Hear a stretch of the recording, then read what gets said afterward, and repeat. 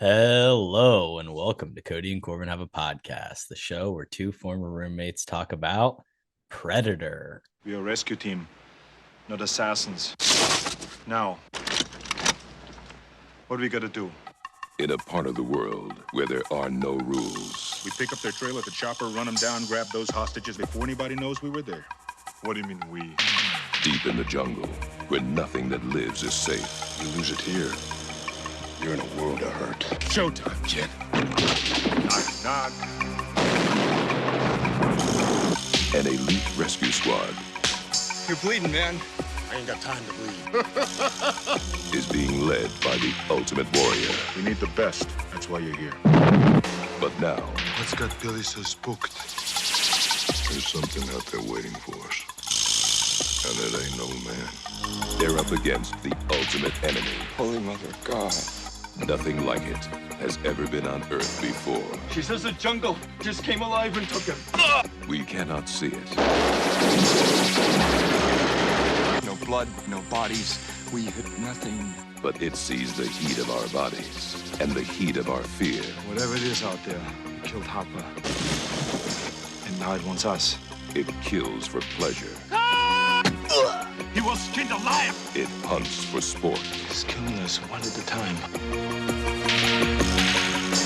We're all gonna die. But this time, it's picked the wrong man to hunt. If it bleeds, we can kill it.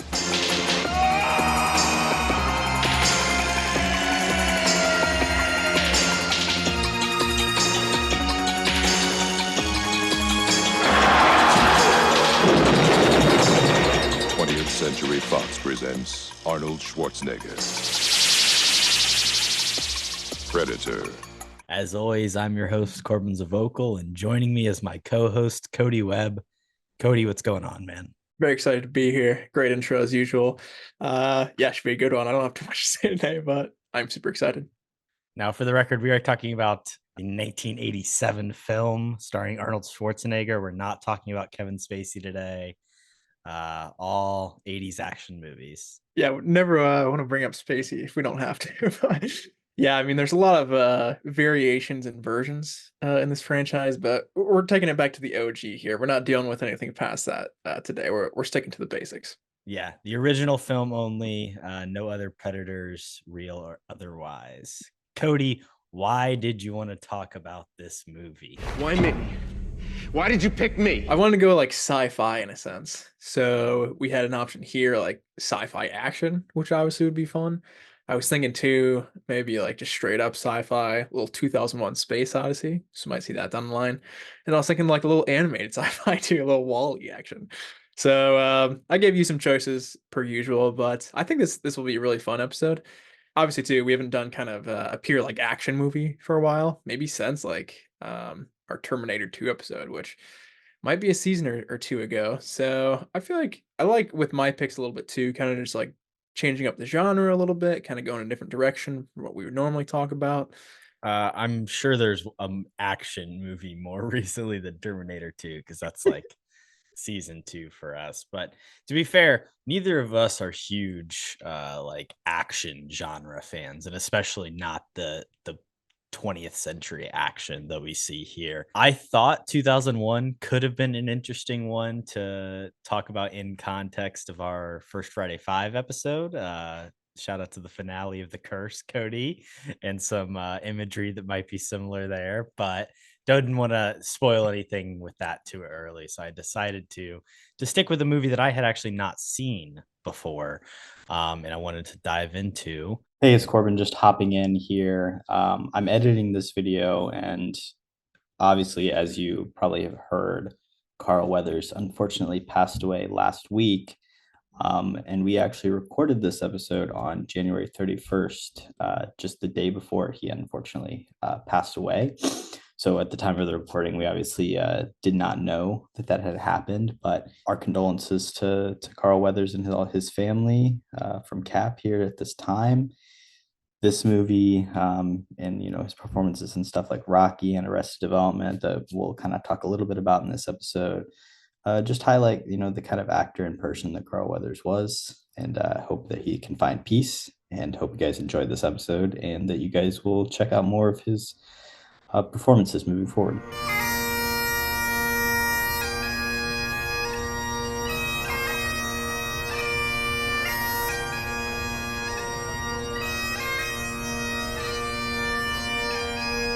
Let's move on over to Do You Remember? Do you remember? Because, of course, like I just said, this was the first time I ever watched it. Shout out to Max. I think there were some issues with my Max subscription. So Mina, swooped in, saved the day, hooked me up with a password. And we were able to watch Predator just last night for the first time for both of us. And it was an enjoyable experience. I think I knew exactly what I was getting into. It was about what I expected. What about you, Kody? Yeah, you can borrow my Max too, obviously, as well. I'll send you over You're always offering passwords to everybody, including the fans. I am. I don't really care. Everybody should have access to everything. I don't really like. I guess that's a little political, but anyway. Free the content, free the artistry. That's I what it's really agree. about. But also too, I was surprised. John that Wick, this- Kody, season 5, episode 5. By the way. Oh, there we go. Yeah, that is definitely pure action. More modern sense there. So I love that. Shout out Willem Dafoe too, who I forgot was in that movie until the other day. But I was surprised this movie wasn't on Hulu, honestly, because I think they released that new Prey movie like last year or the year before, and it was like a Hulu original, right? Well, Huh? see, that is an interesting thing with rights, because technically that's 20th Century is the one who owns the Predator and I think technically the Alien franchise currently, which is of Mhm. course owned by Disney right now. So that movie was developed under that banner and released direct to Hulu. The Alien movie, Romulus, that's coming out later this year, was supposed to be the same thing, where it was like gonna be a direct to Hulu release, but because of I think how well Prey did, we're now getting that movie released in theaters. So, but I guess the original rights holders are up with Discovery and David Zaslav. Right. I mean, it's a mess. I feel like that's the kind of just the point that we're at with streaming in a sense is freaking everything is everywhere. I mean, and even now, nobody yeah, people are knows. selling their own stuff to other streaming services. It's Like crazy stuff. Max almost has sold out completely. Obviously, like all their DC stuff to Netflix. So I was surprised this was still on here, but fun surprise, obviously, since I do have a Max subscription. So that was cool. But kind of going back to Do You Remember? Funnily enough, this is the first time I've actually seen this movie all the way I through. thought so. I've definitely seen like bits and pieces of it, like online, on TV. I think I've probably caught, some stuff here and there, but I had a decent experience as well. I think obviously not an overly long movie. Can definitely jump into initial thoughts here, but yeah, kind of a first time viewership for both of us, which I think is always fun. Yeah, I was gonna go ahead and jump into initial thoughts. And Good morning, Vietnam! you mentioned the Predator Prey thing. That's really where I come into this franchise. I did watch Prey when it was on Hulu, and I think it's easy to just be culturally aware of what the Predator is, even if you haven't seen this movie. Like, it's just something because of Alien versus Predator and just the mini sequels, like you talked about and you mentioned earlier off the top. It's so much a part of just popular culture. So I was aware of it despite having not seen it. It was cool to watch it. It's very actiony. There's a ton of explosions. I'll throw it over to you, Kody. What did you think about I it, think on first full-time watch? Were you Yeah. impressed? I think you described it well. I mean, it is. I think it's just a dumb, cheesy, like '80s action movie. And they're really playing up the explosions this time around too. It's sort of like maybe this was an inspiration for Michael Bay in a lot of ways. I think just like this overall genre. There's about a 5-10 minute sequence 30 minutes into this movie that is insane. Yeah. Cody. And honestly, I mean, I was entertained at least throughout that. Obviously, it's like story wise, it's kind of interesting because the Predator kind of just like lets Arnie and his team walk right by him the first time, which he didn't do with a lot of the other people who had walked right by him before. So interesting there. I like the pacing too. Like the first 10 minutes, Arnie rolls up with a squad. It's moving. And then immediately they're kind of going down after these hostages, obviously. And then after that massive and then like you said, I mean, that's probably an extended like 15-minute sequence where it's literally just massive bloodshed, massive explosions.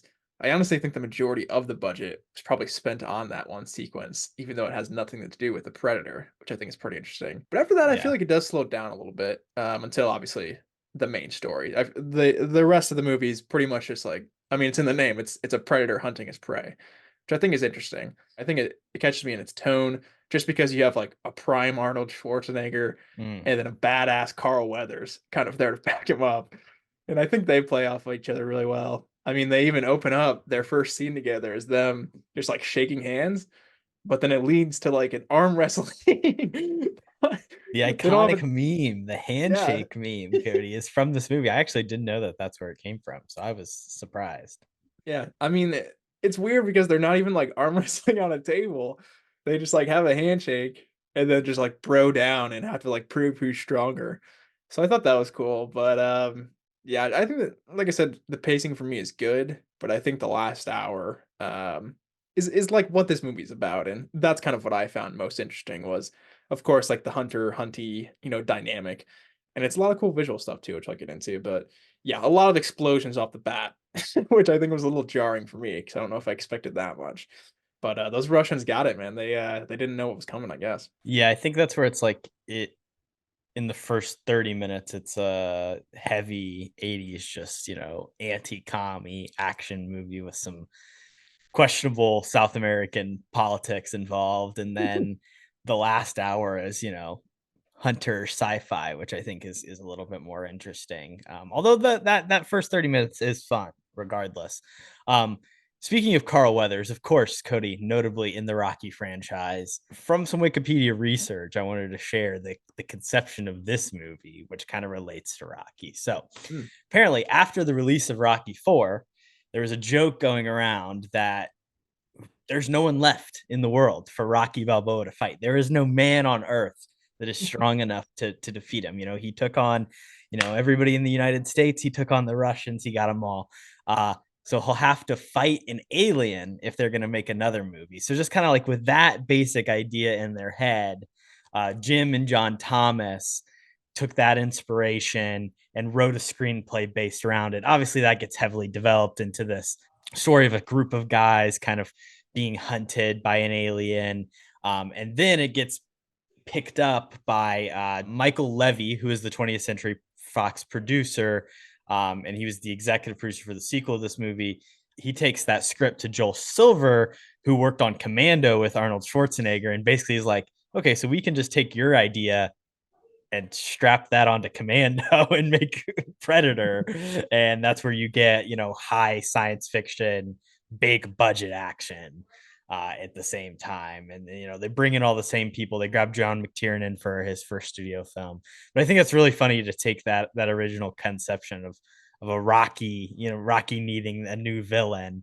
And Arnie is kind of a similar type. That is interesting. I mean, Carl Weathers literally just franchise swapped, and I don't know. I probably prefer Stallone over Arnie. Honestly, Rip Apollo. that'd be a good argument, but I do like that a lot. I mean, Rocky, he took down Hulk Hogan, the best America has to offer. He took down Dolph Lundgren, the best Russia has to offer. What's next, man? Where do you go from there? Predator. And We I were do kind of like the robbed. conception of like taking that idea of like, okay, we've beaten every man. But like you said, I mean, this movie I feel like is pretty much Commando, with just a little bit more sci-fi involved. You have obviously the great one-liners, which I'll throw out a lot of great quotes when we get to the good, bad, and the ugly. But I mean, Arnold's just doing Arnold. I mean, like his character name in here is a Dutch, which I thought was pretty stupid. But I guess it fits. And then I think the supporting cast is good too. I want to talk about He's Austrian though. He's not even Dutch. Doesn't make sense. I know. It's so stupid. It's funny. I don't know. But dude, I didn't realize until the credits rolled here that this nerdy guy the entire movie was Shane Black. I had to talk about this. Yeah. I thought that was amazing. Obviously, Go to Iron Man 3. yeah, more well known I think for his writing credits than his acting, but he's the comedic relief role here. I'll get into some of his bits later on too, but I kind of liked him throughout the movie. So I think the cast, it's like small enough where you become like sort of attached to most of these characters, or at least kind of know where they're coming from, I guess at least, which is cool for an action movie. So obviously tons of explosions, tons of, gore and death and stuff, which is going to be there, no doubt. But I think script wise, it was a little bit more kind of at least in detail with kind of what was going on with these characters sometimes, which again, for a dumb, cheesy 80s action movie, I guess, that's not, saying anything crazy good about it, but at least it tried in that aspect. I don't know if I fully agree with you there on your thoughts on characterization, but we'll get into that for good, the bad, and the ugly. Let's throw it over to IMDb Known For, and we'll start with the director John McTiernan. Kody, Do I know you? I mean, where do I know you from? you may not know him by name, but you definitely know his work. His four are Die Hard, Last Action Hero, Rollerball, and Predator. What do you think about those four? Yeah. I did know who John McTiernan was coming in, obviously mostly from Die Hard, which I mean is a highly regarded Christmas classic. What you said too, was this his directorial debut? Is that correct? Studio directorial debut. Studio. So I was big, gonna like, say. budget. It's his second movie. I mean, Nomads is the Damn. first. All right, fair enough. And then, I mean, obviously, Predator here was released in '87, and then Die Hard the next year was released in '88. So this guy was hot in the '80s, obviously. I think he had a brief stint in prison, I believe, sometime in the early 2000s, and really hasn't been doing much since. But this four, I do disagree with pretty wholeheartedly here. I mean, have you ever even heard of this movie called Rollerball? 'Cause I definitely haven't. No, Cody, I haven't. But of a different time. We're not from that generation. I think it's his lowest rated. Yeah, it's by far his lowest rated movie on IMDb too. So strange inclusion there. Obviously too, he did direct Die Hard with a Vengeance, which is another film of his that I do like a good deal. Obviously, bringing Sam Jackson in to the Die Hard franchise, I think is a good flick there. And then also too, he had the Hunt for Red October, which if I'm being honest, I think that movie's a little bit overrated, but Should still probably better be than on there over Rollerball.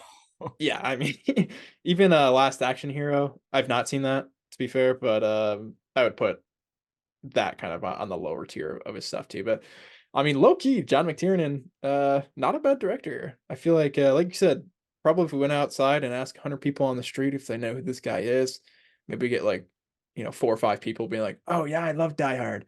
But I feel like the majority of especially the new age people would be like, "I have no idea who the hell that guy is." So props to him. I don't know if he's the best guy overall, obviously, like I was saying, but he can make a good action movie. Yeah, I similar to you have not really seen a lot of these movies. I will say I know Blank Check, the podcast, is going to be covering him coming soon. He is very much a blank check director where he early on had, a movie like Predator, Die Hard hit, and then they're like, fuck, whatever you want to do, we are gonna, fund Hunt for Red October. We're gonna, give you the what is that something adaptation. Red October is Probably a book. Tom Clancy. We're gonna There you give you a go. Tom Clancy adaptation. There you go. And then we're just gonna let you do whatever you want. Medicine Man, Tom's Kind of Fair. And then obviously it kind of, like you said, all goes away, and you have Rollerball. It looks like a terrible Netflix movie from 2016. So yeah, it looks absolutely terrible. Let's check it out, Cody. Maybe. Hopefully not. All right, and then moving on to our lead, Arnold Schwarzenegger. You know him, you love him. T2, Judgment Day, The Sixth Day, Last Action Hero, and The Terminator. I don't think it's any surprise to see both The Terminator and T2 on here. The Sixth Day, I'm actually not really familiar with at all. Cody, do you know anything about that movie?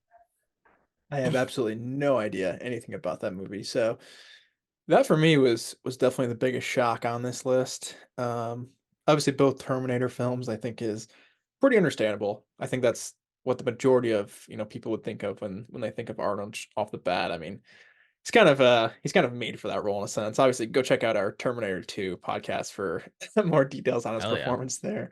But other than those two, I am pretty surprised that Predator isn't on this list. I mean, again, his filmography is kind of a lot. So he's been in a ton. Obviously, back in the 80s, you could put Commando in here. You could put True Lies in here. What was the other one? Oh, Total Recall. That Yeah, one's Total decent. Recall, I feel that seems like a big Maybe him The Running thing. Man. I mean, he's just in a lot of Twins. okay, decent action. Yeah, then I was gonna say too, I mean, he's obviously done a ton of comedy since then. So you could throw in Kindergarten Cop in here if you want. I feel like maybe one comedy inclusion. Eliminate one of the Terminators. My prime list here would be T2, Predator, Kindergarten Cop, and then maybe Commando to run it out. I think that'd be a fun Okay. four.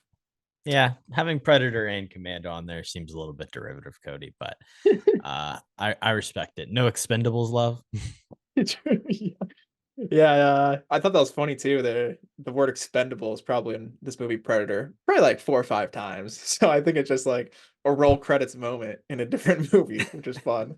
But yeah, definitely would leave that out of his top 4. I don't think that has any real play to be in there. There's no like block that is just like governor of California. You can't stick that into an True. IMDb4, unfortunately. Yeah, their political career just put that as number 4. That'd Not be fun. covered. Carl Weathers, Cody.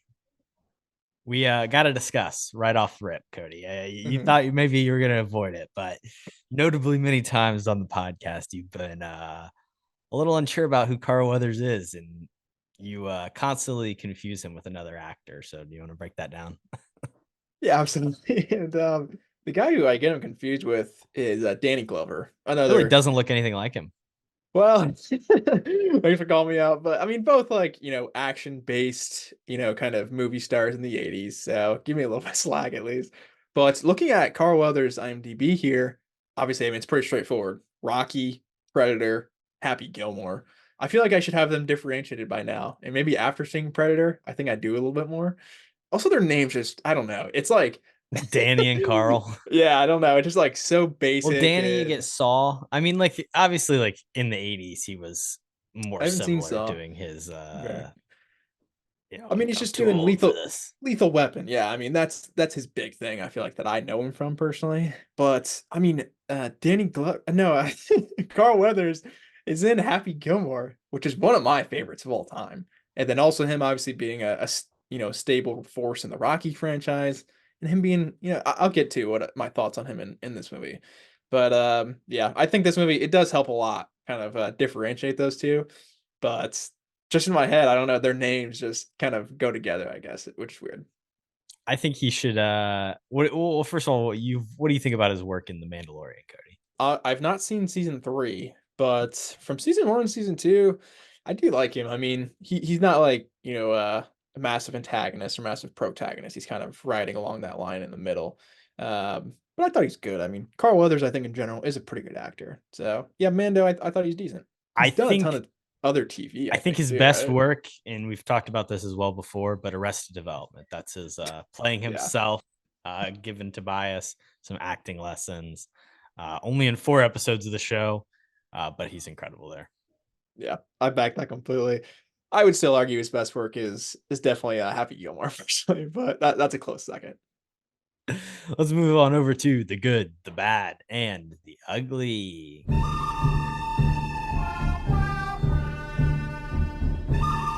Start with the good, Cody. I wanted to share just the very first lines of Roger Ebert's review from this movie. Predator begins like Rambo and ends like Alien. And in today's Hollywood, that's creativity. Most movies are inspired by only one previous blockbuster. I like that. This is, like you said, this is something a little bit more sci-fi and actiony, even more so than Aliens, which came out the year before. It's a lot more actiony, and I think it's more successful than that movie. What do you think about those two in comparison? Whoa, it's a bold take. I'm It's not big tough. on Aliens, honestly. I think it's all right. Really? Yeah. I do like Aliens a good deal. The thing is, like you said, it is There is no similar. Arnie. I mean, I guess you have Sigourney, but I don't think Yeah. she works as well in that. I think she works better in Alien and Alien 3. I think that's fair for sure. I think the team dynamic is specifically similar between those two movies. And even though they are like similar genres, well, I don't know because they are both like taking place in pretty much like one environment in the entire movie too. I would say for me, Aliens is definitely better personally. Also, the alien as a character, I just don't think works as well as like a force in an action movie. That's Whereas fair. Predator like is built to be in an action movie. Like Alien My- is better in horror. Like it's yeah, hunting, scary. I think that's a good point, honestly. And like the first Alien is definitely better than the first Predator. But like you said, I don't know if Aliens is kind of a good franchise to go more actiony. I think Predators, obviously I haven't seen that movie, but multiple Predators would be more interesting, I think, from an action standpoint. But yeah, I think Alien, it kind of does that genre blend of like horror action, which I think is really good. With this is more just like a little bit of sci-fi than mostly just like big explosions, which is hard to go back and forth. But like you're saying, I mean, the thing that I really like about this movie is kind of that tiny sci-fi aspect. The Predator character design, I think it's badass here, man. Obviously you have kind of all the small details that are cool. The cloaking device, which is a ripoff from Star Trek: The Next Generation. Ooh. The acid blood, which is like luminescent, just kind of really cool looking. The purring like cat noises it does when it's about to attack its prey, I think is kind of really terrifying and pretty badass. Even like the little three like dots on its Oh, like yeah. its aim thing is cool. Heat vision, even like the cinematography kind of behind that is different and interesting, and something I feel like you don't see a lot in 80s actions movies. A really cool moment I like too is like when Danny Glover just gets like a tiny glimpse Danny of him. Glover, Cody. Oh, fuck. I wrote that down on my notes. I can't keep him apart. All right, yeah. When Carl Weathers sees like a tiny little glimpse of him when his cloaking device goes down for a second, it's like holy shit! It's a Like that great is shot. that is awesome. Zoom in on his face. Yeah, I love that moment, Cody. But yeah, the I, design's I awesome. I wanted to talk a little. Fucking Danny Glover. I got some I got some behind the scenes on some of the stuff you just talked about. So I love Mhm. you're teeing me right up.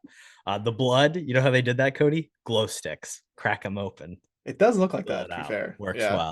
well. And then the cloaking effect was achieved by they had the creature suit, the person who was playing it, in basically a big red suit.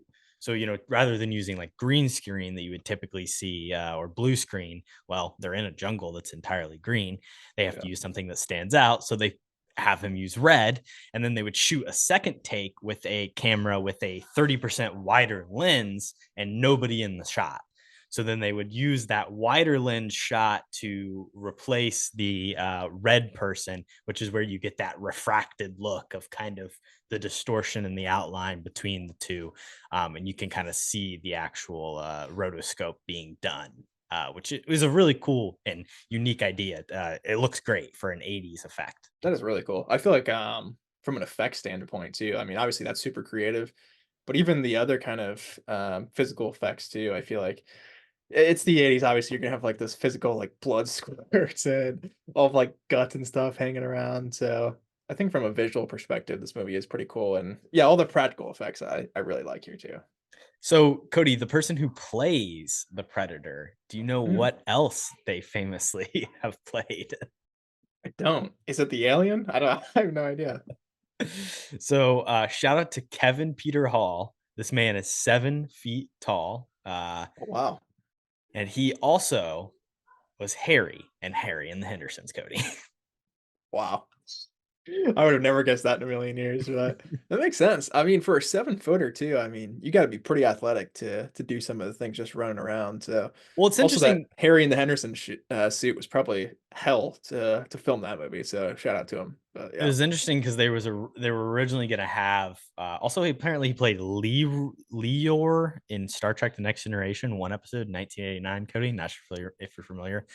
Um, maybe there's a really tall guy who I'm thinking of in the Next Generation, but it could be somebody else. Who knows? He also plays the helicopter pilot at the end of the movie. He's that guy. Oh, nice. They had originally planned to have like a martial arts expert. I can't remember the name of the person they had planned, but to do all of the Predator, and it was going to be a much more physical role. But that just didn't work out in the suit at all. So they were like, we just need someone big and massive, and we're gonna, make it look menacing. And Kevin Peter Hall really kills it as the role, and he is huge. Yeah, shout out to him. And I agree with you. I think like as a villain altogether, like there's a decent amount of tension in this movie. He's fairly menacing, I feel like throughout. A couple specific scenes. Haven't talked about Jesse Ventura too much, but we'll get into him and the ugly in a second too. But right after he gets killed, when Matt comes in with and he kind of picks up his minigun and just starts spraying everything, and then obviously everybody comes in and joins him. But like after that, when they all kind of run out and that minigun is like still spinning because everybody's just like so focused in, I think the tension there is super cool. And then kind of fast forwarding to the end here a little bit too, but when Arnie is kind of one on one with him and he's kind of chasing him through the water at the end, it's kind of like that cool it's like Jaws-esque music in a sense, like da, da, da, da. I thought that was cool too. But I mean, there's like the music throughout I think is decent, but I think that really adds into just like the tension just from kind of the Predator, stalking these people, which I think is entertaining. It's incredibly smart with just like what it gives you at every point in the movie. You talked about how the Predator has all these cool things: heat vision, ray guns, lasers, knives. But like you don't know all that, right? That's not the first time you see him kill somebody, he doesn't use all of his tricks, right? It's like every time it's something a little bit different. So it builds and he becomes a little bit more scary, and you see him use the heat vision and then the different type of vision, the invisibility, and it's just every time it's building and building. And then, like you said, the score is super effective in those moments when he's hunting and you just know he's going to kill somebody or rip somebody's spine out. And he is truly menacing, and they use him extremely effectively over that hour and 47-minute runtime. You get to learn something new every moment, which is cool. Yeah. And I think it's a good setup for kind of the rest of the franchise in a sense, just because it does keep it like super vague and it doesn't really give you any information about like who this character is or why is he doing this or where is he from. So I think like leaving these open questions, sort of like in The Force Awakens, just like leaving a bunch of open questions. I think it's good to kind of propel a franchise, but as we've seen with kind of both of those franchises, it doesn't really kind of lead anywhere. So I think It's obviously sort of the vagueness is cool, but you kind of need to know where you're going with it if you're going to continue on. Yeah. it is better when it is not something that's so deeply connected to uh people emotionally as Yeah, I maybe one guess. of one of the uh largest celebrated franchises of all time, like Star Wars is, Cody. Yeah, true. But Shout out JJ. But like I was saying earlier too, I do have a few quotes that I love. I think this movie is like very, very quotable. Which again, 80s action I feel like is it's not super surprising, but some of my favorites, Jesse Ventura had one specifically. He got hit at the beginning, and the guy was like, "Dude, like you're bleeding. You got hit." He said, "I ain't got time to bleed." You're hit. You're bleeding, man. I ain't got time to bleed. Oh. Okay.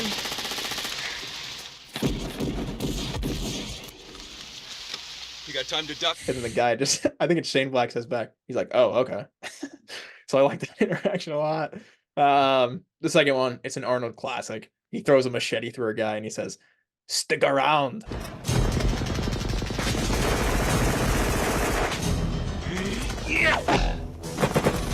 Stick around. So that's great. Also, roll all these clips going forward if you go to the edit. And then the last one, about as iconic as it gets. You know what I'm gonna say here. Get to the chopper. Uh,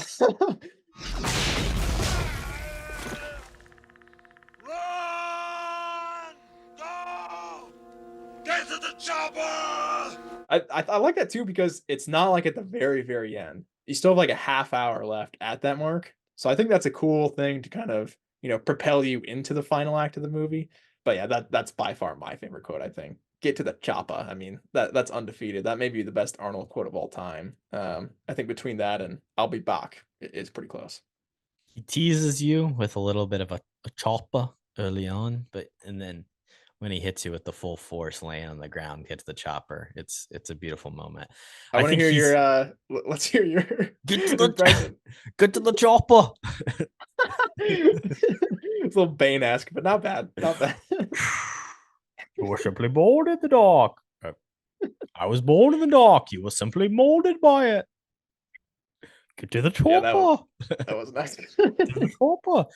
I think Arnold has said that's actually his favorite quote as well, Cody. So you Nice. two have that in common at the very least.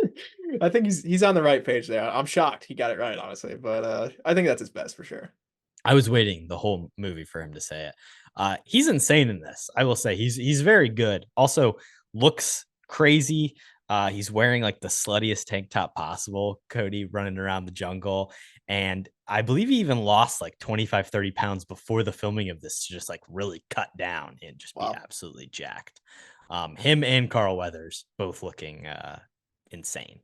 Yeah. Peak male form right there. I'd say prime Artie and definitely prime Carl Weathers too, just from a physical standpoint.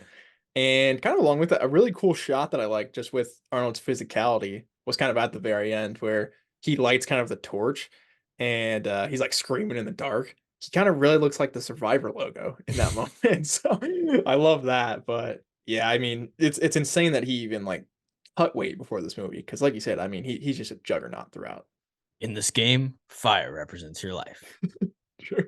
Maybe Survivor was inspired a little bit by Predator, dude. We'll have to ask Jeff when I'm on the show. Get back to us with that coming after season 47, Cody. I had one other thing, and going all the way to the end here. I mentioned in our Martian episode how I'm a sucker for a good old credit roll with freeze frames, and I think this is a great one. Obviously, like I said too, it kind of revealed to me that the nerdy guy was Shane Black, so that was kind of really cool. But just all like the super cheesy shots of all of them, even the last one with Arnold at the end, kind of just like staring into the camera, I thought was awesome. So like I said, I'm just a sucker for kind of credit scenes like that, and they knew exactly what they were doing there. It is especially good because it was like, look to the camera, bat your eye. Like they're all doing Yeah. like a bit, it's not just them in the movie. It's very specific for the credit roll. Yeah, I love it. Moving on over to the bad, you shouted out the quips. I want to say that this movie, for an Arnold 80s movie, I think the quips are kind of mid. I think Oh, Get to the Choppa is the best one, like you said, and for that being the best one, that's not great. It's not even he's not saying that to the Predator. He's just saying it to this random female character who really has no bearing or weight on the story and is just strangely there. The stick around thing, that's fine. He does like a knock knock bit and then just shoots up a house. Like, Knock, knock. there's really not a lot of talking. So I'll say this movie's lacking in the funny. There's no I'll be back. There's no predecessors they're great. There's no chewing bubblegum, kicking ass. There's nothing as good as that. I mean, come on, Arnie, you can do better. damn, really going after him. I think "Stick Around" is a great Arnie line personally, but yeah, I think it is carried heavily by "Get to the Choppa," but still good overall. I think it's not like as quotable, I think, from the other characters other than Arnold. But I think that's kind of the beauty of it of Shane Black's dialogue is it kind of feels realistic in a sense, which is cool. But Shane Black's dialogue, he wrote it now. he wrote his dialogue. I mean, like you said, nobody really talks that much in this movie. It's kind of like Shane Black, Jesse Ventura, and your background guy, which again I can't remember his name, but they kind of have a little bit back Bill and forth. Duke, Bill. playing Mac. I feel like I've seen him in something else. He's got a recognizable face, but yeah, Bill Duke and Jesse Ventura, they have a He's little in back and X-Men: The forth. Last Stand, Cody. He plays Trask. Oh, he does play Trask. Shout out Pete. Shout out to Dinkman too. But that's cool. X-Men Last Stand. Oh man, I don't even think he has his name dropped in that. But that movie's absolutely terrible. But yeah, that makes me like him a lot less. I'm not gonna lie. But yeah, I agree. I mean, the dialogue's not great. I don't think that's really the focus of the story, but definitely deserves to be in the bad. My big thing here, actually, which I'll just kick off the bat, I was talking about Carl Weathers' character in here. I don't really love his character in this movie, if I'm being honest. I thought his death was really cool at the end, where his arm gets like chopped off, and then the Predator's just like sprinting at him while he's cloaked. I think that visual is really fun. But he's kind of just like an asshole the entire time. Like you said, he is kind of like specifically involved with the female character too. Like just he wants to kind of take her hostage for some reason, which I don't really understand. And then he's kind of just like babysitting her the entire time, which is kind of just uninteresting. And because she doesn't really have any lines, which again, 80s action movie that probably goes in the ugly a little bit. But her character, I thought, was just kind of disrespected and not really even a part of the story. So I guess they just wanted to have a female in the movie, which is understandable. But I mean, at least give her anything to do. I really don't understand the inclusion. Yeah, I mean, because she's speaking Spanish, she can't even really communicate. It's very unfortunate. I mean, also the whole thing with Carl Weathers is like, because the mission, you just don't care about it. Like it doesn't matter, and his character is so based on the mission, and the fact that it's like kind of a betrayal, secret CIA thing. Like and which like none of that matters or has any like true bearing on the plot because this movie's about the Predator at the end of the day. Yeah, because he just doesn't work. It was like, he didn't tell Arnold like why they were actually there. It's like, who freaking cares, dude? Like they just took out a bunch of Russians, which I mean they were gonna do anyways, but yeah, it's kind of like, oh, he backstabbed him, but they're still boys. So it doesn't really make any sense to me. Another big thing character-wise that I dislike is the guy with your background, Bill Duke. For me, I don't really get why he is like so sad once Jesse Ventura dies. Just because like Jesse Ventura's character specifically is like this massive bigot, obviously. We'll get to the ugly here in a second. He's kind of just an asshat who's like spit and dip on Carl Weathers' feet before they get there, which is just the ultimate sign of disrespect too. So when he kind of eats it, like this Bill guy's like, "Oh my gosh, that was my brother. I'm so mad." It's like, dude, this guy's an asshat. Why do you care about this idiot? But that kind of just really griped me of like, I don't think this character would give two shits if this guy kicked the can. So yeah. He sticks to his brothers, man. He's a true army man. The thing is, I just don't like any of these guys. Like, I don't think any of them are memorable or, like you said, the names they all slip past. Shane Black, because I was looking on IMDb as I was watching, I was like, oh, Shane Black's in this movie. He's playing Hawkins. I can't figure out which one that is. I don't even really know which one he looks like. Like, like it's just hard to even like place anybody. It's a large team, which works because as they're getting picked off and killed, the movie can keep going. If it's a small team that doesn't last very long. But like I think other movies do a lot better job of actually getting you invested in every single member of the team and you want them to survive. And when somebody dies, you feel that. When somebody dies in this, it's literally inconsequential. Sure, Carl Weathers, it kind of sucks to see him go because we know him as Apollo Creed, but not because we like him as a character. It would suck to see Arnie die, but obviously he survives here. I think what would take this from good to great is having a group of memorable characters Yeah, that matter. I do agree with that. It's definitely more about kind of the process of just these guys dying than actually kind of caring about them as characters. Like you said, I mean, the only likable one really here is Arnold. Well, I guess you have Billy too. We haven't talked about him too much, but he's kind of just like this silent badass who is kind of, Arnie's right-hand man, I would say, in the team, and they have a lot of respect He's the between them. tracker. He's the Native American character kind of. Right, a little bit. Yeah, not great there either, but there's a lot of ugly, which we'll get into a second too, but I do agree. I mean, if the characters were developed a lot more, I think that would, make them a little bit more interesting, but I think they spend a lot more time kind of on the Predator, which I think is a smart move overall, unless you want to make this like a 2.5 hour movie, which I'd probably be on board for too, but yeah, I think from a writing standpoint, they were more interested in kind of, making jokes and stuff than I mean, we don't know anything about these guys if we're being honest. Not even Arnold, really. And I mean, there's something could be said of like, faceless, nameless army guys that are sent to Central America to do a job at the bidding of the government, a job that they were not even properly told about what they were doing. And they're going to kill a bunch of foreign, militants and then all die themselves and nobody's going to bat an eye. So, like, sure, there's something to be said there. I don't think this movie's actually saying any of that. That's the thing. No. I don't think this movie's trying to make any statements about anything, if I'm being honest, other than predators are cool. Which, I mean, hey. Yeah, they do pretty good on that standpoint. But my main gripe with the Predator, it's kind of got an annoying weakness, I think.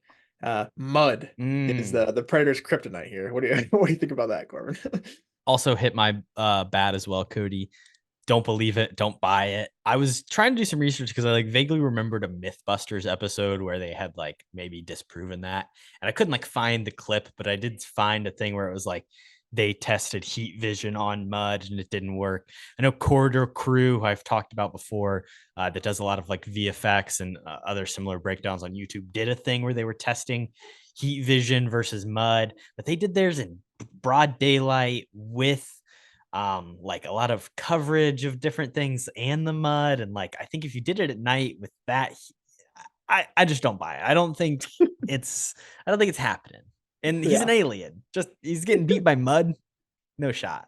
Also at that point, like why didn't well, I guess I don't know. His eyesight is an interesting kind of talking point too, because if he just like takes off his mask, would he be able to see better in the dark? I mean, Arnie still has his Well, eyes if I open. need to get on So Xenopedia real quick and get into what the predator can and can't see, Cody, I don't want to. it's not that deep really, but I just think that's kind of a dumb weakness is oh, all you have to do is cover yourself in mud and suddenly you're invisible to this alien creature with insane technology. So I mean, even at the beginning of the movie, he's like, oh, like this helicopter was taken out with like heat-seeking missiles. Where the hell was that at the end? Just light one of those bad boys up and you're either hitting a possum or you're hitting Arnie straight in the chest. So I think that would have been a good idea.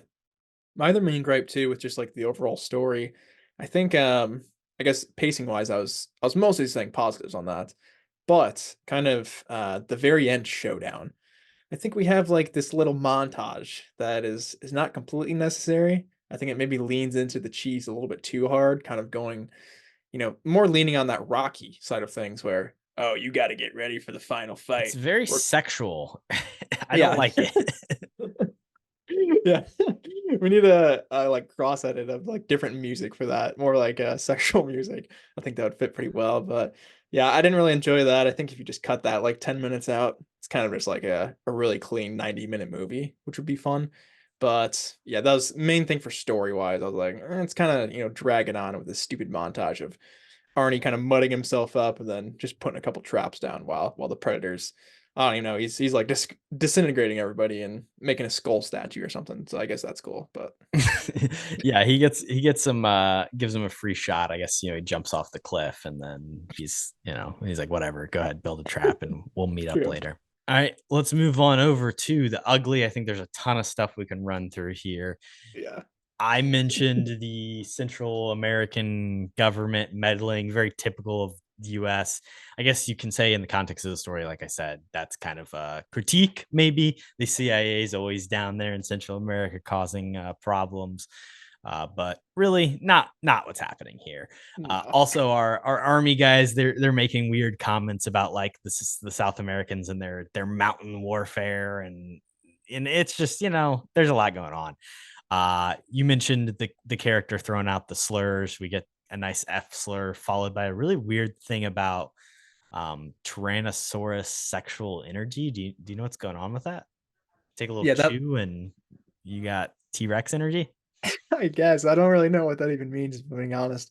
But yeah, that line kind of went over my head. Yeah, obviously Jesse Ventura's character, like you said, throwing out the F bombs, definitely dated overall. Of course, too, you have the Shane Black dialogue in the Chopper too, which You then want to has a repeat those callback. jokes? Either of those? No, not specifically, but basically just talking about how his girlfriend's got like a big pussy. Basically, And it that's all he's talking echoes. about. Yeah, true. It's a cave out there, which he got a lap on the second one. So I guess that's all he's going for. You But gotta keep trying, man. Miss 100% of the shots you don't take. yeah, not great. But obviously, I mean, that's the obvious stuff. Obviously, it's just like an 80s action movie. So it's going to be big time dated kind of just dialogue and stuff like that. So I don't think it deserves a pass, and I'm not giving it a pass, but pretty disgusting stuff there. Oh, also, I mean, I have a question. I guess this is going back a little bit, but Jesse Ventura's death, like right before he gets like sniped by the predator, he like sees it's like a badger or it's like a little weasel or Mm. something. Do you remember what I'm talking about? Like what he got distracted by some sort of like mammal in the forest. And I was like, you're stupid, Jesse Ventura. But right after he gets killed too, I already talked about it with like the spinning minigun, which is cool just from a sound standpoint. But I mean, straight up in that scene, and a lot of other scenes here too. I mean, deforestation occurs pretty much every like 10 to 15 minutes, I would say. So I get it, it's the 80s, they probably don't care too much. But I mean, South America, one of the few places that still has like amazing jungle life left. I don't think we should be celebrating or promoting, just destroying every single thing in a little jungle area. So I thought that was pretty ugly too. Hold, please, Cody. But shout out the badger that distracted him.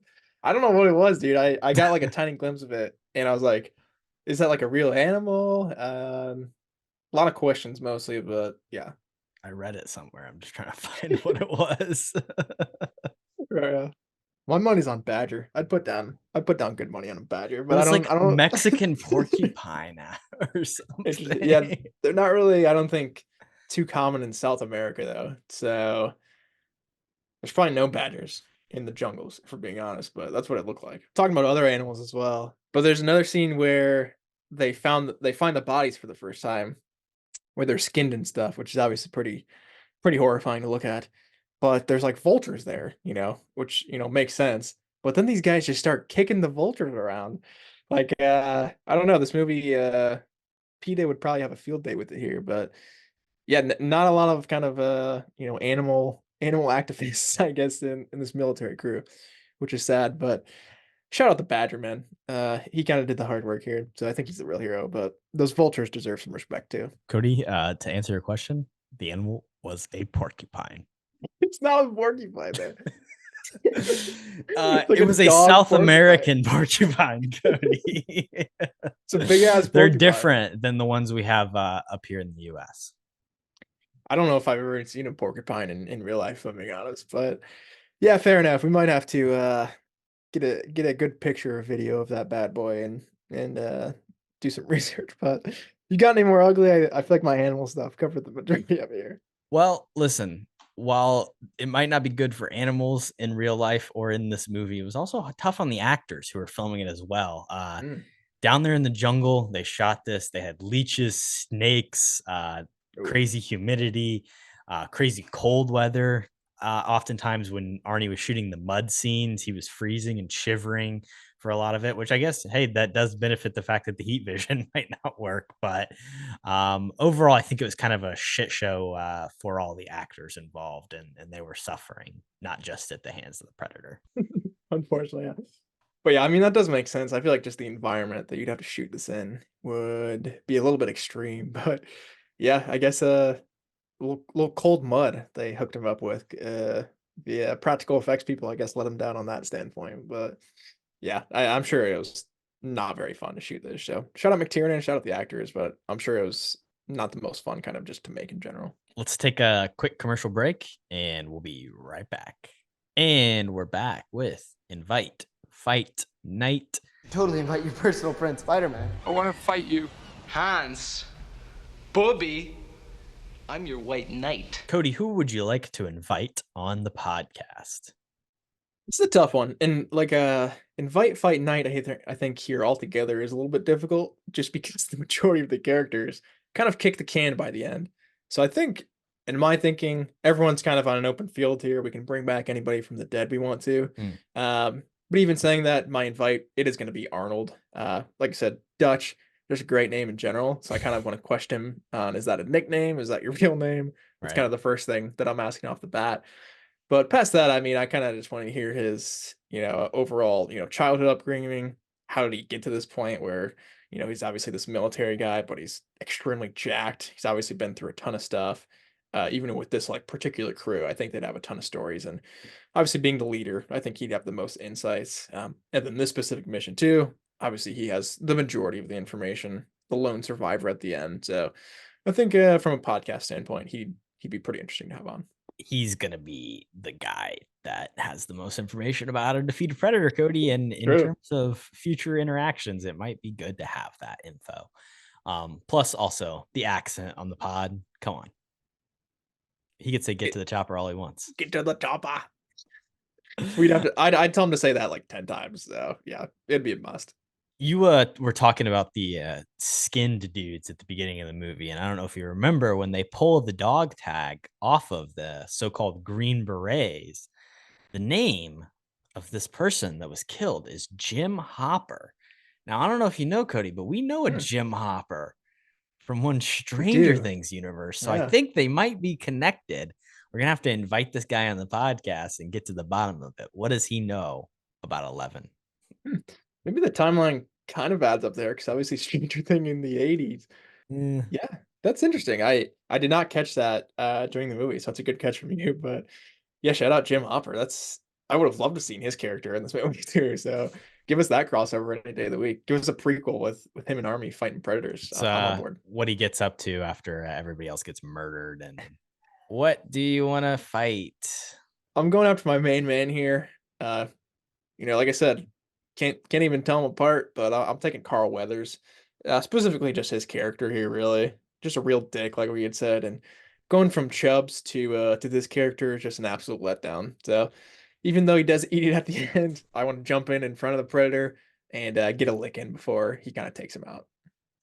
I didn't really know who to fight in this movie because I don't think there's anybody I'd have a chance with. They're all hateable, really. But that's the thing. They're all hateable, but they're all also bigger than me, Cody. Right. So I don't know. I was thinking maybe the Scorpion would be my best chance. He gets a pretty easy little knife to the back. So I think I could take I don't know. I wouldn't mess with him personally, if I'm being honest. But another animal for PETA to be mad about. I'd go after the badger, but I'd probably stay away from the scorpion. That porcupine's fucking scary, man. No shot. Night, Cody. Who do you want to night? Again, there's a couple options here. I think obviously Arnie, just him like walking out when they had like all the traps set, just massive stones to kind of walk out there for your team. So respect there. But my knight, it's gonna be Billy. I mentioned him earlier. He seems just like a good guy overall. Like I said, maybe a little bit stereotypical, like Native American, which sucks, but kind of it's kind of a lame sacrifice in the end, is what it comes out to. But him, like, he does, attempt a sacrifice, like him stabbing himself and being like, "Come after me, predator." Unfortunately, he doesn't put up too much of a fight after that. It's about 10 seconds, but I think he's just a good guy overall. So I think he deserves the knighthood here. I think that's definitely fair. He's the one that's actually going around trying to do something for most of the time. Most of these guys seem pretty useless out there, and Billy's putting in an effort. I thought about knighting the Predator just because, he's a G. Can't disrespect him. One of the all-time greats. But I'm actually going to knight the location scout for this movie, Cody. I don't know who it was, but whoever found the jungles that they were filming in, they did a good job, because it may be hell for the actors. It looks really good. I think it's some top-tier jungle work, and I love the just the setting of the film. 100%. The environment is awesome, and like we're saying too, just the fact that they're able to keep it kind of in pretty much the same place the entire time, I think is cool too. But yeah, I agree completely. Location scouting, big ups to you guys, because that's definitely one of the best things I think about the movie. The recast. Bond. James Bond. My name's Bond. James Bond. The name's Bond. James Bond. The name's Bond. James Bond. Cody, I only have one, so I'll let you start. Couple.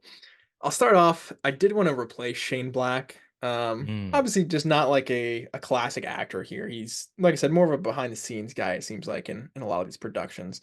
So I want to replace him, and obviously he's the comedic relief. This is, the 80s. Let's bring in Rick Moranis, dude. That guy's awesome.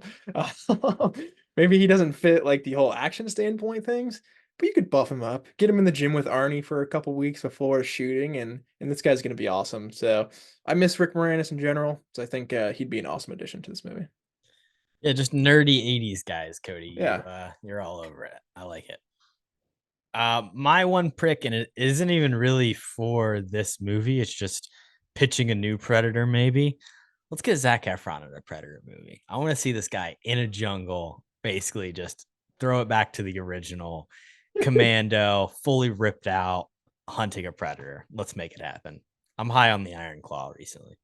Yeah, that's fair. I think throwing in Jeremy Allen White in his squad would be great. Just get all those guys. Also, like, maybe make Zac Efron one of the side guys and let The Rock be the main guy. No, I think that would be awesome. That's the obvious thing. We cannot let this happen. It would not be good. I don't know. I'm putting my foot down. No, The Rock will not be in the Predator movie. Cody. Maybe you just market him as a star, then like The Rock's the first one killed off. He's killed, yeah. Okay. Zac Efron, I like he steps in and it takes control. But Danny Glover too. Let's bring him in. Yeah, bring him in. Why not? And funny enough, my second one, I'm keeping Carl Weathers in, but he needs to be joined by Danny Glover. So I want to replace Jesse Ventura, who obviously is kind of a bigot, just terrible guy overall. And I want to replace him with Danny Glover. So Danny and Carl kind of he can still be an asshole, fucking with people. But no, just don't have to drop the F-bombs or anything. But I think Danny and Carl would have a great, dynamic just from a personal standpoint. So I'd love to see that. There you go. I don't know if that really helps you, Cody. Also, big bomb for you here, Cody. Danny Glover in Predator 2, the star of Predator 2. Wow. Okay. See, I didn't know that. I'll have to watch that now. Probably that's why crazy. You get them confused, in all honesty. Well, there you go. There's my finally Cody a decent excuse. Yeah, I swear, guys. But, that is pretty funny. I didn't even realize that though. So shout out to him. The beauty of that one is it's a Predator, but in LA.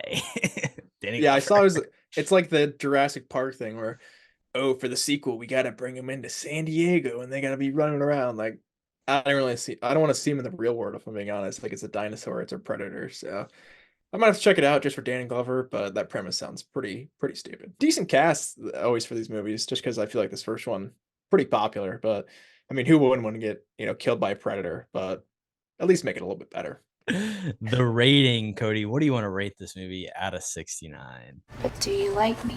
This one's tough, man. It's like, I did enjoy this movie. This would be a movie that I would want to watch again. I think the rewatchability of it is also another positive. but I mean, it is dated.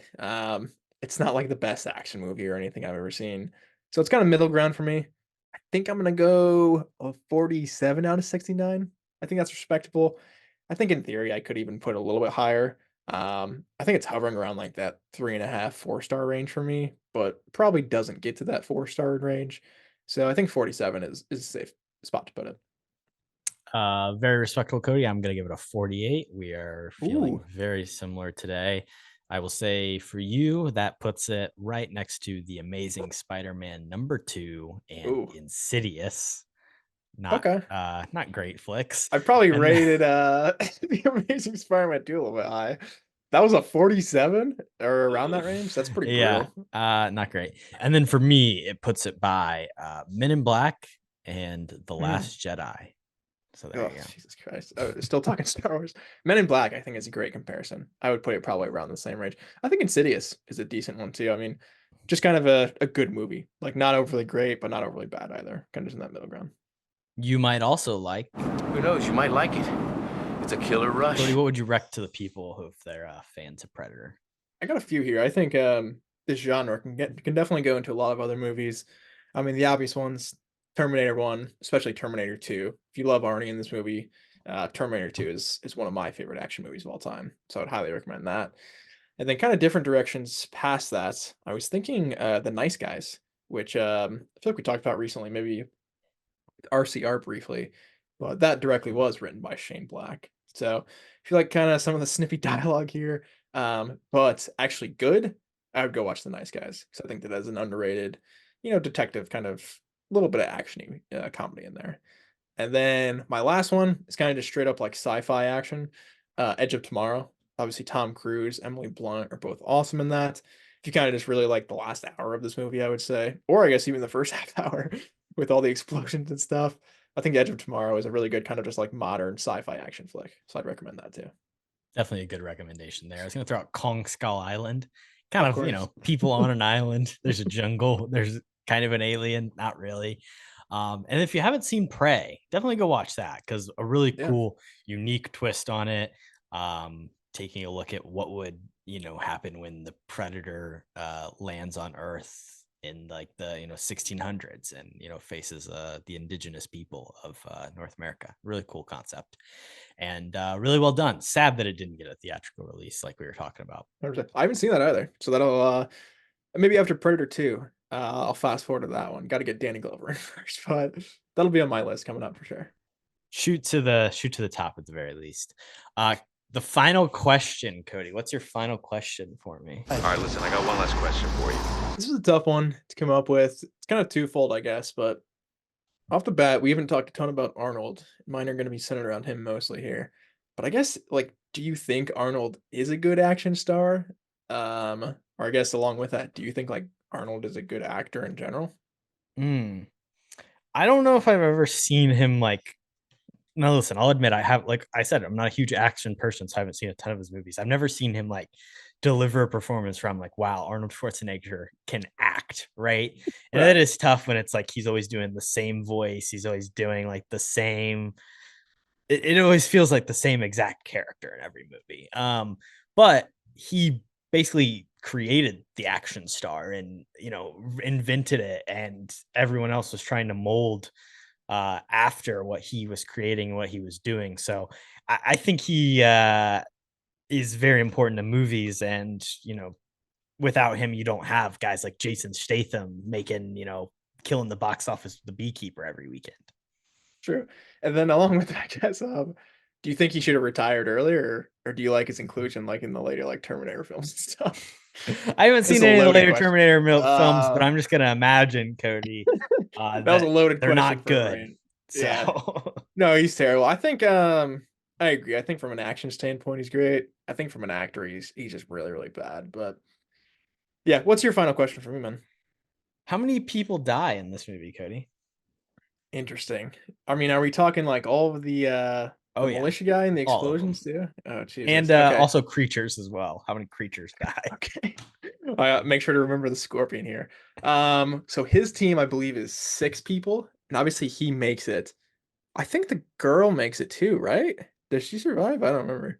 I think she does. Dude, she's literally he gets to the chopper and then we don't see her until like, yes, she's on the chopper at the She's end. in But there? like, Okay. it's so dumb that she just disappears and is never heard from. Yeah. Okay, so 5 with the team, but obviously it's a lot more than that. If we're talking animals, scorpions 1. Are there any other obvious animal deaths? Maybe the predator kills one in the beginning or something. Okay, there's like 4 people hanging, skinned in the tree, so that's up to like 12, we'll say. How many people do we think get killed in that camp? Oh my goodness. I'll say like 30-ish. So I'll say I'm thinking like mid 50s. I'll say 53. The answer, according to the IMDb trivia section, which I honestly can't really say is accurate, is allegedly 69 humans. Cody. Ooh, how One about that? scorpion, 1 boar, and 1 predator. Oh, So I forgot about the pig. Yeah. Oh, and the technically predator. I forgot about the 72 predator. creatures total. Nice. I mean, I should have just guessed 69 if I'm being honest, based off our rating system. But yeah, that's my bad. But I forgot about the pig. I knew there was another animal death I couldn't think of, and that was it. You know what, Cody? You win some, you lose some. Maybe you can win this next one. The 3 movie mini draft. Well, it is draft day. We're drafting movies with aliens. Who's got the first pick?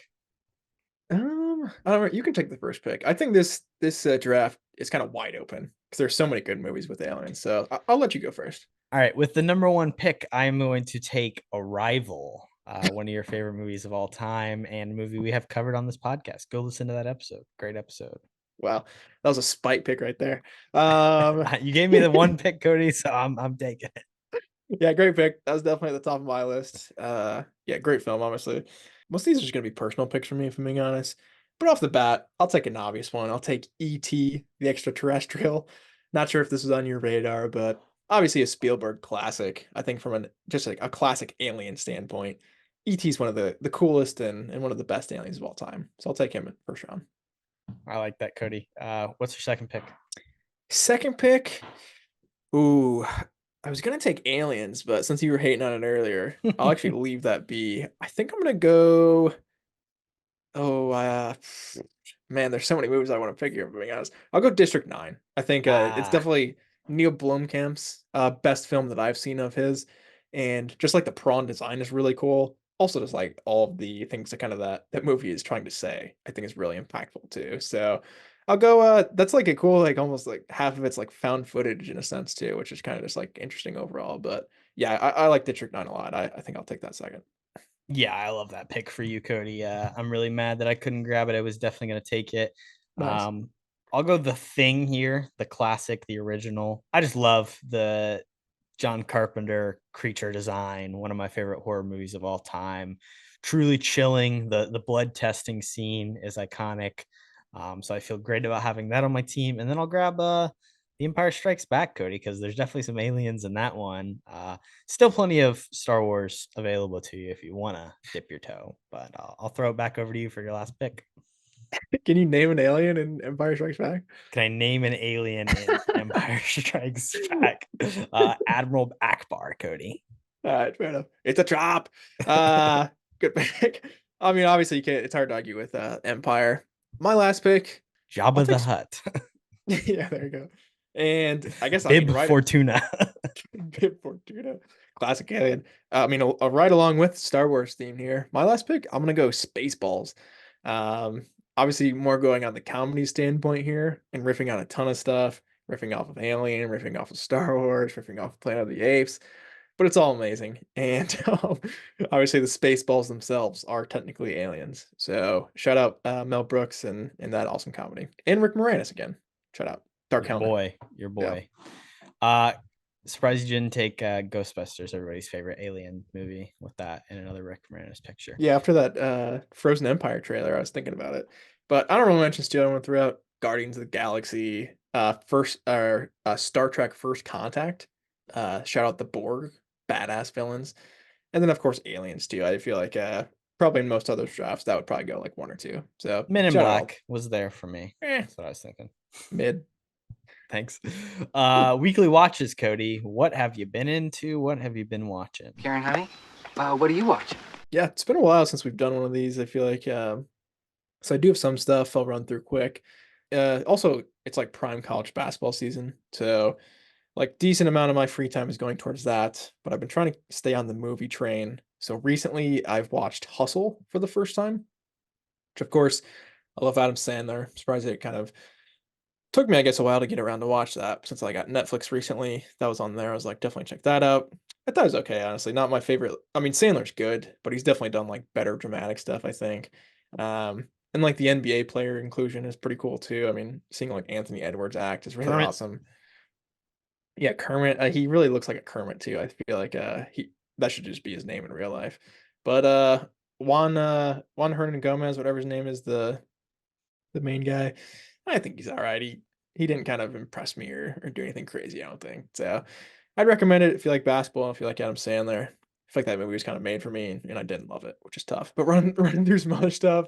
I watched Neighbors, which I'm gonna watch a sequel, I think, this upcoming week. So stay tuned for that. But Zac Efron's great. Rose Byrne is awesome. Seth Rogen's just playing himself. So I like that movie a lot. You got a little bit of Dave Franco in there too. So I think it's kind of early careers for Zac Efron and Dave Franco too. So shout out to them. Obviously enjoy their work.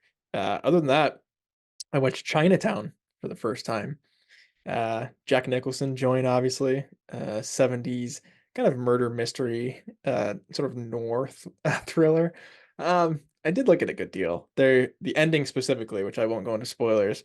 I was like, wait, what? What are we talking about? Kind of just a really weird plot point at the end, which I didn't really love, but everything other than that, I mean, Jack Nicholson kind of getting beat up the entire movie, like the nose, stuff he's got going on, I think is fun. And I mean, it's Nicholson in the 70s, so I would definitely recommend it. And then last movie I checked out was Black Swan, which I had not seen either ever. Kind of off May, December. I mean, wanted to check out some other like Natalie Portman kind of drama stuff. I mean, she's awesome in this. Obviously, it's literally batshit crazy, just fun. Then you got Mila Kunis playing off her as well. So that movie altogether is obviously pretty strange and kind of just flashes around a bunch, and you kind of have no idea, what you're watching at times is even real life or if she's kind of just hallucinating the whole time. Which I think is an interesting aspect with some of Aronofsky's movies, but I haven't seen all of his stuff. I would say Black Swan is probably one of my favorites that I have seen of his, but again, I haven't delved into his filmography too much. And then some TV I've been checking out. Binged The Curse, which is obviously HBO series that we will be doing. Oh, actually, I think we already have done an episode on, right, Korbin? Showtime series too. So yeah, whatever. It's on Max. No, it's not. Oh, it's on Paramount Plus. Whatever. It feels like it should be on Max, but yeah, it is Showtime, I guess. Same difference. Anywho, I like Nathan Fielder a lot, so I also went back and watched The Rehearsal, that first episode, because I freaking love that. Maybe had a bit of a bitter taste after watching The Curse, but go check out my thoughts on our episode with that. It'll be a fun episode. And then the only other TV I've been watching too has been True Detective Season 1, which I am actually on the season finale. I have one episode to go, but I've enjoyed it a good deal. I think there's a lot of... How far along are you in that series, Korbin? Finished it. Yeah. You finished it? Okay. So we can talk pretty freely. Obviously, I haven't seen the last episode, but I mean, the character development between Woody Harrelson and Matthew McConaughey, just like everything going on with their lives. As you say, lives. Cody, as you always say, it's a character piece. Really is, and I think McConaughey blows it out of the water, really. But everything with like Michelle Monaghan, kind of her character and their interactions is they go in an interesting direction. Even like Woody Harrelson's daughter, they go in an interesting direction. So I'm sure we'll have tons of thoughts on that, but I should be finishing that up hopefully in the next couple of days. So hopefully the finale blows me away. And I don't know. Are you planning on watching the other True Detective seasons? Because I heard they aren't very good. I did start the second one, but then I was kind of just like, I'm not super into this cast. Mina's also finishing the first season. I think what I'll probably do instead is watch this new season because it's supposed to be kind of connected, mirrored, connected. Yeah, I don't know if it's really connected, but it's kind of it's supposed to be kind of like the opposite of this. It's this is hot and masculine. That's supposed to be like cold and feminine, and they're in Alaska, and gotcha. Jodie Foster is supposed to be really great. So maybe I'll just watch Night Country, and then maybe one day. I mean, Mahershala Ali is in season 3 as well, so yeah. I don't know. He There's he something. he sometimes does like not great stuff though. Like I feel like he's one of the guys who he'll pretty much say yes to anything. Love him, Herschel, obviously, but that's all my watches, man. What have you been to recently? I did take a big, like, 4 or 5-day break, which for me is a big break on watching movies because I was deep into that first season of True Detective, which I did enjoy.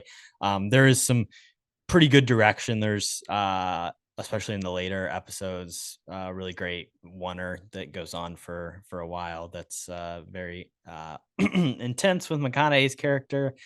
Like you said, some of the stuff with the marriages and relationships is really tough, and it's The also just like a drug bust. really I mean, when they raid that drug house yeah, was that's what I'm awesome. talking about. Yeah, Yeah. yeah, the oneer Yeah. there is intense. Um, but when it comes to like the specifics of the crime, it just kind of gets really complicated, and it's you know, it's just a lot. And I don't think it's like a great mystery story, which I don't love. But it is a fun character piece for sure. On top of that, we started watching the Percy Jackson show. We got Oh 3 wow. episodes into that. It's okay. It's fine. It's one of those things where it's like a movie is too short of a medium for the book, but maybe this TV show is too long of a medium where it's like this first episode's like nothing happened. Second episode, nothing really happened. It's like, it's a tough thing. It's like maybe we could do a 6 episode season one. And also the thing that I really struggle with is I don't think the first book is the best. It's like story. Like it's a lot of setup and you got to get through it. And then there's a lot more interesting stuff. So you hope that they can get there, but you got to get, people to watch and get into it. So I don't know. We'll see. Also a Disney Plus show, right? I mean, Yeah. have they ever really done TV well? Have they ever I don't stuck with know. something through, 5 seasons is what they would have to do for this for $5? I Yeah. don't know. Seems unlikely. I'm feeling slightly more confident about the Avatar: The Last Airbender series that's coming out next month. But I That's don't know. pretty Could cool. also be similarly disappointed. On top of that, Mina and I watched The Favorite for MK300, as I Cody saw that. Webb's suggestion. Shout out to Cody. Probably going to be a while before that episode comes out, but you can be on the lookout to hear the thoughts. It's not my favorite Yorgos. It's probably my least favorite Yorgos ever. Oh, come on. It is Brutal. that thing where it's like I just don't really like stuff like that, where it's knights and old timey English. Even though this is more of a fantastical, version of it, it's just not interesting to me. On top of that, Mina and I went and saw Origin, which is the new Ava DuVernay movie. Did not work for me. She enjoyed it a lot more than I did. Um, the last like 20 minutes of the movie are basically her reading from her nonfiction book that she wrote and it's based on. I don't think that really works very successfully for a compelling movie. It is some very interesting ideas. We watched The Zone of Interest right after, which was kind of an interesting double feature to have hand in hand, and really honestly led to a lot of great discussion between Mina and I that evening. So I appreciated that.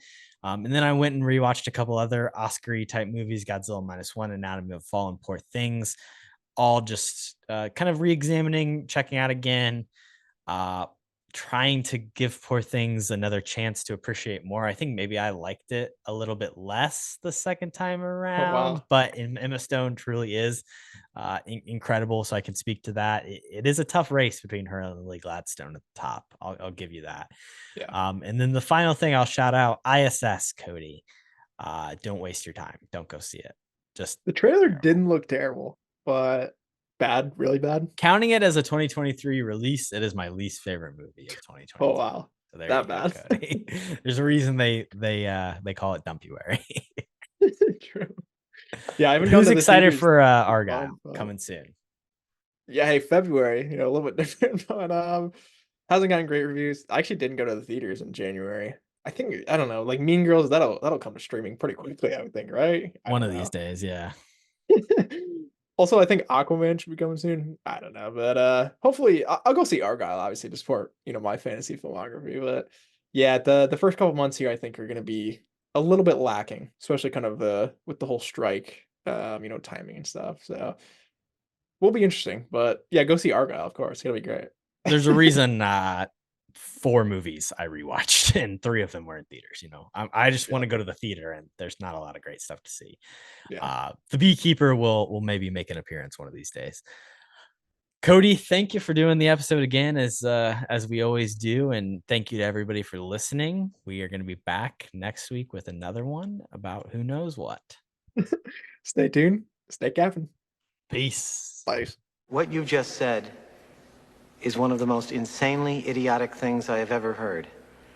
At no point in your rambling, incoherent response were you even close to anything that could be considered a rational thought. Everyone in this room is now dumber for having listened to it.